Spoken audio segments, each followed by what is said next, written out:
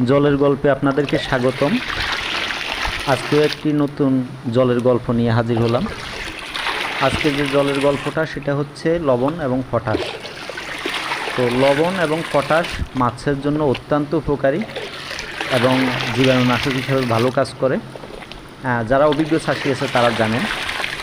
আর নতুনরা অনেকেই মনে করেন যে পটাশ ডিরেক্ট যদি মাছ থাকা অবস্থায় দেয় তাহলে মাছ মারা যাবে। দেখুন আমি দিচ্ছি।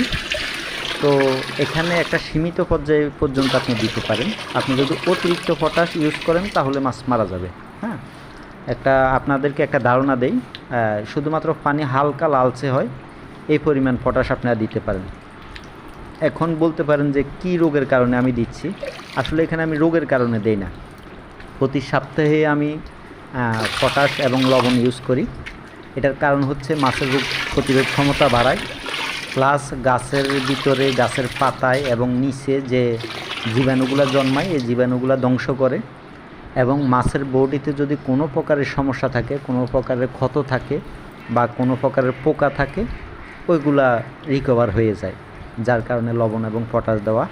তো আমরা অনেকে কি করি, মাছ অসুস্থ হওয়া পর্যন্ত আমরা কোনো প্রকারের ট্রিটমেন্ট দেই না, কোনো প্রকারের মেডিসিনও দেই না। তো এটা থেকে আমরা বের হয়ে আসতে হবে, কেননা রোগ হওয়ার আগে আমরা অবশ্যই প্রতিরোধ করতে হবে। তো প্রতিরোধ করার মাছের 70 থেকে 80% রোগে প্রতিরোধ করে শুধুমাত্র লবণ এবং পটাশে।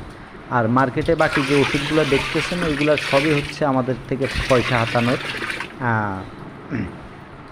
কায়দা, এর বাইরে কিছুই না।